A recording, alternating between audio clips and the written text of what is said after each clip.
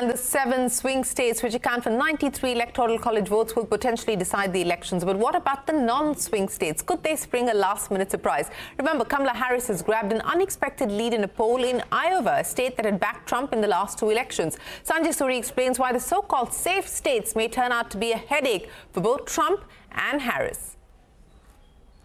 For just as long in this presidential campaign that anyone can remember, it's all been about those 7 swing states where the outcome appears uncertain and where, given the expected narrow, razor-thin margins, they could swing the scale, they could tip the scale one way or the other within the state result and, of course, all the way up to the White House. The result in the other 43 states, plus Washington, D.C., here is assumed to be done and dusted. We already know which way their vote will go, or so the pollsters say. But could there be something of a swing in any of these 43 non-swing states? Trump, consider, won Texas in 2020 by 5.5 percentage points, which is a lot, but that was down from 9% in 2016. He won Florida last time by 3.3 percentage points, up from 1.2% in 2016. All still around the margins if the margins are relatively wide enough. And margins can be fluid. Republicans are nevertheless widely expected to take both these states, Florida and Texas, unless there are factors that come into play on voters' minds not seen or foreseen by the pollsters.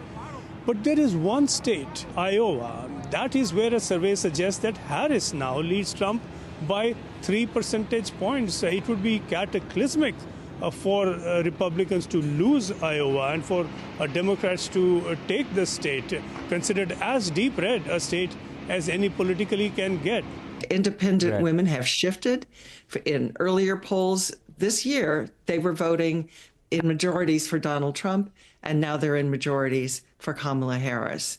So one of the things driving this, we speculate, is that the abortion ban went into effect in July. So our June poll that had Donald Trump with a big lead shrank and then shrank again, actually with Kamala Harris leapfrogging over him into first place. One of the things that we know, 2 things. We know that a majority of Iowans think that all or most abortions should be legal. Most people still don't expect Iowa to go Democrat or, for that matter, foresee any swing in the non-swing states. But if these calculations were to go wrong, we could see some major upsets.